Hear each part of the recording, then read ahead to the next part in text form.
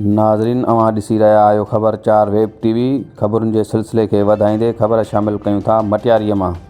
राणा शमशाद अलीअ जी report मुताबिक़ peoples labour bureau ज़िले जामशोरो जो जनरल वर्कर्स इजलास डिवीज़न सदर मोहतरम ख़ालिद कंबरानी जे सदारत हेठि थी गुज़रियो, जंहिंमें पीपल्स लेबर ब्यूरो सिंध जे मरकज़ी क़यादत सीनियर नायब सदर मोहतरम लयल बख्श कलोड़ो, जनरल सेक्रेटरी सैयद फयाज़ अली शाह महिमान ख़ास हुआ।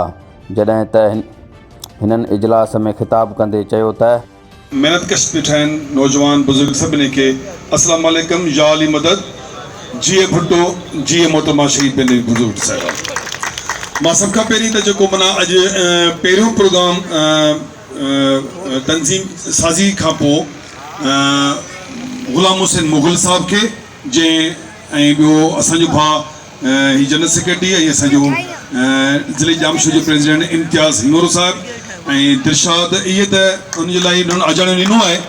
ऐं आउं सम्झां थो सुठे टाइम ते जेको उन्हनि प्रोग्राम रखियो ऐं कुझु ॾींहं थिया आहिनि जेकी तंज़ीम अनाउंस थी ऐं पार्टी जी क़यादत जेके अनाउंस कई ऐं आउं उन्हनि खे जेके मुबारकबाद पेश थो कयां जामशोरे जे। ऐं इनमें को शक कोन्हे, का हू अहिड़ी हू ॻाल्हि न आहे त जेके जहिड़े तरीक़े सां इम्तियाज़ हिंगोरो ऐं जेको ज़िले जो प्रेसिडेंट आहे ऐं भाउ ग़ुलाम हुसैन मुग़ल जेको जनरल सेक्रेटरी आहे, जेके महिनती आहिनि ऐं जॾहिं बि आया आहिनि मूं लाल बख्श कलोड़े साहिब वटि या मूं वटि मज़ूर जे कम लाइ मूं ॾिठो आहे उन्हनि खे।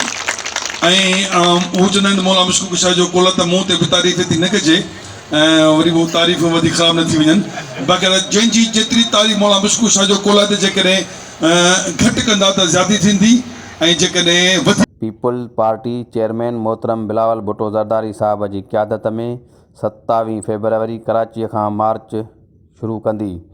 सैयद फयाज़ अली शाह मीडिया सां ॻाल्हाईंदे चयो त नियाज़ी हुकूमत अवाम ऐं पोरियतनि जो जीअणु जंजाल करे छॾियो आहे।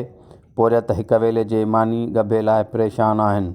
मुल्क जो अवाम जल्द बिलावल भुट्टो साहब ज़रदारीअ जी क़यादत में अवामी लॉन्ग मार्च ज़रिए नाअहल हुकूमत खां जान आजी कराईंदो। जॾहिं त इजलास में ख़ालिद कंबरानी, अकबर मेमन, मोहम्मद अज़ीम राजपूत, अली अकबर बिरोही, ज़िलई सदर ग़ुलाम हुसैन मुग़ल, जनरल सेक्रेटरी इम्तियाज़ हिंगोरो, इंफॉर्मेशन सेक्रेटरी दिलशाद बुलेदी, बाबर अली भुट्टो ऐं ॿियनि अॻवाननि पिणु ख़िताब कयो।